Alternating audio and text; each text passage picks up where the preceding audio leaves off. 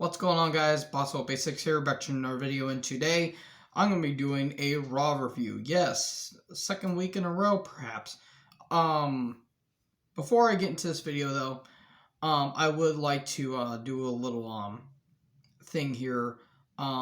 Jimmy Rave, unfortunately, has passed away today. Now, for those of you who don't know, Jimmy Rave was a part of the Rock and Rave infection along with Lance Hoyt, aka Lance Archer, and Christy Hemme. And he also did some work in ROH, New Japan, and he was even WWE on Saturday Night Heat for a little bit. But he unfortunately passed away today. He's had his demons. He had to get his legs and arms amputated, I think, from some kind of accident, I believe. But it is unfortunate that he did pass away today.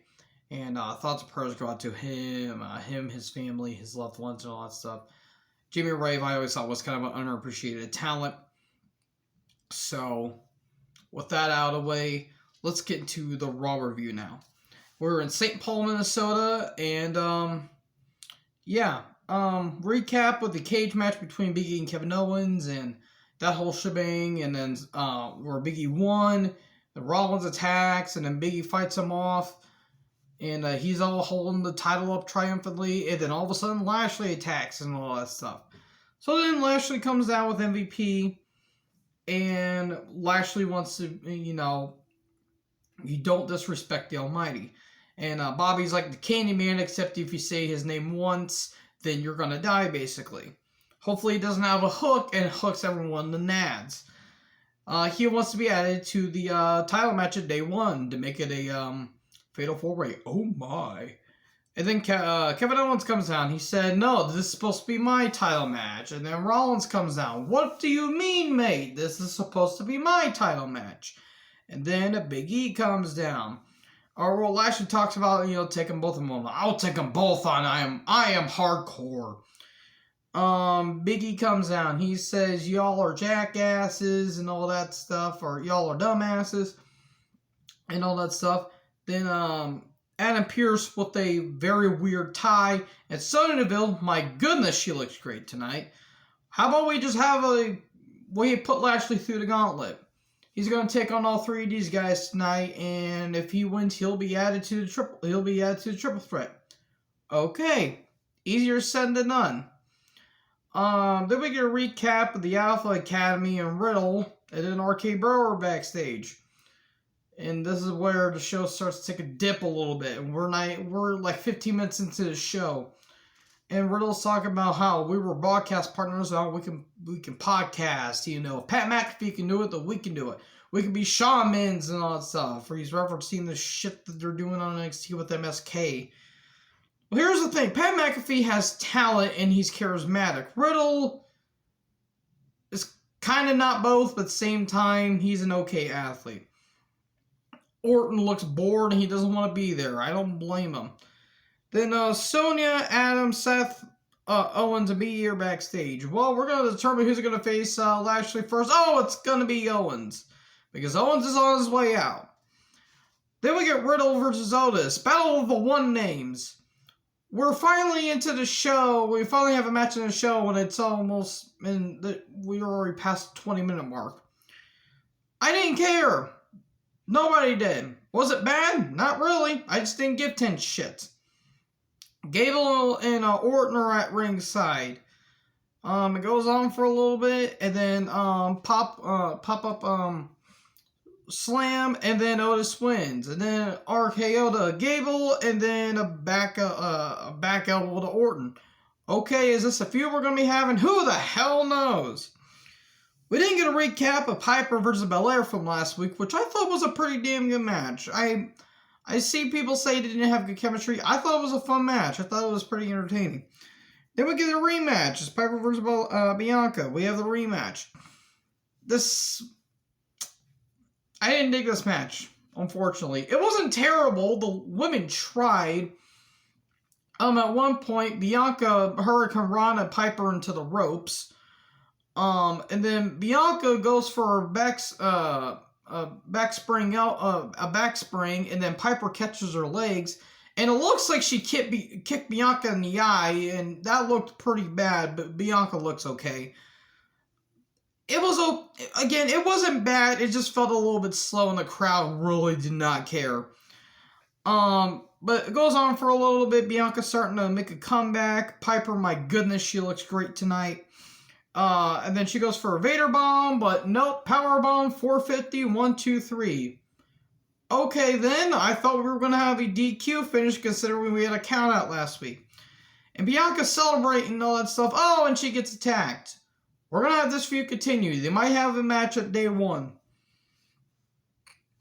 And then Kevin Owens is backstage. And, talking about his match with Lashley. And then the WWE Next in Line thing. They're going to be hiring new talent from colleges and impressive college athletes. Watch them fire them within the next 2 weeks. Or probably within the next 2 months of them debuting. And then Gable Steveson is in the crowd. Yeah, I'm a bit iffy on him. And if you guys know, you know. Let's just say there's some rumors going around him that he's not looking very innocent of. KO versus Lashley. Big E and Seth Rollins are backstage.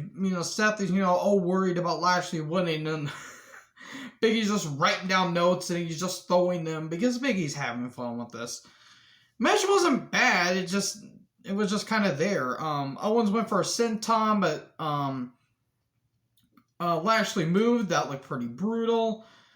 There was some good spots here and there.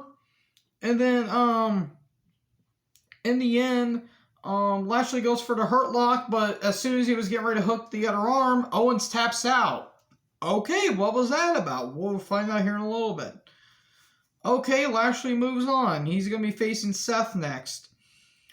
Because Sonya and Seth are backstage, and, Seth is upset, and Sonya's like, oh yeah, you're up next, by the way.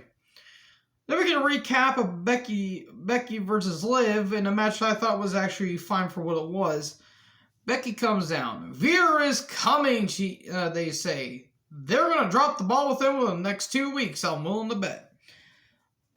She talks about, how she beat Liv, and she, has a photo of a fan that looks all upset, and it's kind of reminiscent of when that little girl that looked like she wanted to hate God and everyone when Miz won the WWE title back in 2010. Kind of the same thing here. And then all of a sudden Liv comes down and she's, saying, I'm going to prove that I can beat you. And, you're just the master of cheating. And, she has evidence. And Becky, and there's a photo of Becky holding the ropes. And she said, I'm going to do this for that little girl and all the people that proved me wrong. That's basically what this promo was about. Okay, they're going to continue this. Lynch is doing some great stuff here, being a heel. And apparently, there was a fatal 4-way that was a dark match on SmackDown between Becky, Bianca, Sasha Banks, and Charlotte Flair. And Sasha pinned Banks clean, and Banks claimed that a fan was, distracted her, and she blamed a fan. I'm like, okay, that's just classic stuff there. Liv challenges her to a match at day 1 for the title. Okay, and then they have a brawl. Becky sticks, Liv's arm and hand into steps, and she's stomping the shit out of it. Becky accepts. And she's talking about how she's going to do for her husband and God and for her child. Okay, then.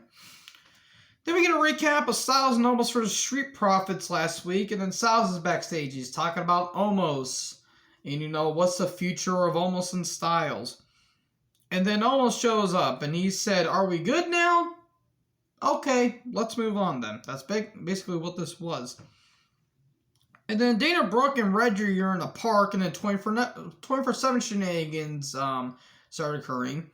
Tozawa's in a snowman costume, I think, or I think Tozawa was in a snowman costume, and Truth was in a weird bush-looking thing. And then Tamina's trying to get the 24/7 title. Why is this happening? Tozawa's being wasted. Truth, I don't know what the hell he's doing. Tamina doesn't really need to be there. Okay then, this is like Home Alone except a lot shittier. Not as bad as Home Sweet Home Alone. Sweet Christ, that movie's terrible.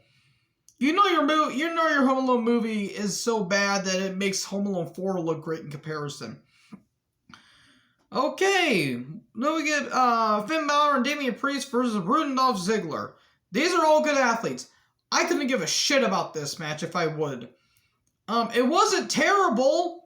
Rude's great. Ziggler's just there to take pins, essentially. Balor is great. Priest is a fantastic athlete. And then Austin Theory shows up, distracts Finn Balor after he goes for the coup de grace. There was that one point spinebuster on the floor to Priest by Rude, which looked pretty brutal. And then anyway, yeah, again, Theory distracts, Ziggler hits a zigzag, and 1, 2, 3, there you go. We're going to be having a feud between Finn Balor and Austin Theory. Hands up if you give a shit about this feud. Not me, because I don't care about Austin Theory, and he's taking selfies. It's like a watered-down version of Tyler Breeze, except Tyler Breeze knew how to pull off the gimmick. Anyways, we get a recap of Nikki versus Selena, and then Rhea and Nikki Cross are backstage. My sweet Christ, Rhea Ripley's looking great tonight. And then she, Nikki is saying, I'm there to help you, and Rhea's like, I want the old Nikki back. Okay, we get a Red Cross ad, it's talking about the tornadoes and all that stuff. And I would like to say, for any of my fans and subscribers that are down in Kentucky or somewhere down the south, I hope you guys stayed safe because that was a very bad tornado. I just had a tornado warning at work the other day, and it got pretty real. It got pretty real. There was around 5 tornadoes in our area. I'm surprised my fat ass didn't get sucked up by just the wind blowing on me. But jokes aside, I hope that you guys are staying safe because my God, it's already being chaotic at the end of the year. Anyways, we get Ripley versus Selena, but Selena cuts a promo and God dies a little bit. Corey Graves is insufferable on commentary. He's even worse when he's around his, side hoe of a wife. This match went for a minute and Rhea gets pinned because of a distraction, because Carmella and all her intellectual talent, which is zero, kicks, gets chased by Nikki. Nikki gets kicked. And then Zelina just crucifix pins Rhea. And Rhea's momentum just died there. I'm sorry. This is bullshit. This is unbelievably stupid. Oh, this one pissed me off. And that's when the show just hit a frickin' brick wall. And it almost did not. It kept ramming itself in that brick wall. That was unbelievably bullshit. So anyways, Rollins is backstage. KO shows up. Let me help you. No. Okay. Lashley versus Seth. That goes on for a little bit. Big E's backstage still doing the same thing he did when Owens and Lashley were doing their whole spiel. KO comes down. He attacks Seth. It's DQ. Oh, no. Sonya and Adam come down. It's a rematch. For now on, it's no DQ. Spear, Lashley wins. Okay, let's move on. Vince, Apollo Crews, and Commander Aziz. Light! They're backstage. Theory just storms in.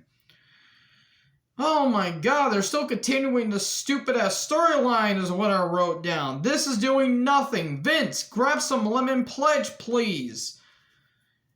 And he says the eraser of a pencil is the most deadliest weapon in the world. To be fair, you're not technically wrong if you jam it up someone's eye.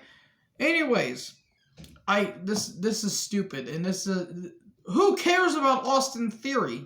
I clearly don't. Maurice comes down. They're gonna have an awe-inspiring announcement. Miz comes down. It's a Miz video package, talking about all his accolades and accomplishments. 2022 Hall of Fame and all that stuff. Miz is a good talker. He's a fight in the ring. This gimmick is stupid. The wardrobe he wears is absolutely retarded. He's got frog eyes, as Mr. Jim Cornette would say, and that stupid-ass bandana headband that he always wears is so goddamn stupid. Edge comes down, and, Miz says, "You think you know me, Edge," which I thought was pretty funny. He said, and Edge is like, "I'm going to teach you lessons at day one when I beat you," and all that stuff. And then there's a brawl, and Edge hits him with the execution. He goes for a spear, but Miz puts Maurice in the way. She nearly gets hit. Skull-crushing finale, and then a slap to Miz. They're going to be doing this now. Watch him pull a swerve, bro. Where, there's going to be tensions between the couple. And, it was all a ruse. And y'all fell for it because y'all are stupid and immature. I'm both of those things. So anyways, Big E's backstage, and then KO and Seth shows up. He says, "I will beat Lashley tonight, and I don't want you two being in my match." About that. Alright, Lashley and MVP are backstage. He says, y'all will remember the name of the Almighty, basically. Big E versus Bobby Lashley. No DQ. Lashley wins. He's in the title match. Match was fine. It was just, again, kind of thrown together. Big E tries to go for a table, but Lashley doesn't want it, but Big E ends up getting the table anyway. Lashley grabs a chair, start using it. Lashley gets another table. And then a spinebuster through the table, but a kick out. There was a splash on the apron. Why does he keep doing that is what I'm asking. Then then a spear, but a kick out. And then Owens and Seth come down. And then it's just a brawl, and it was kind of sloppy. And then KO goes for a power bomb, but he gets put through the table with a Uranagi. And then a spear through the table by Rollins. And then Big E's like, "You, me, and no one else." Then MVP hits him in the knee with a cane, and then a spear. 1, 2, 3, and Lashley wins. It's going to be a fatal 4-way at day one. Hooray! The show was just there. It wasn't terrible. It was just bleh. But anyways, hope you guys enjoyed this video. Make sure to like, comment, subscribe. I will be doing my NXT 2.0 review. Maybe tomorrow. Who knows? But anyways, hope you guys enjoyed this video. Make sure to like, comment, subscribe. Join the herd. I'll talk to you guys next video. Peace out.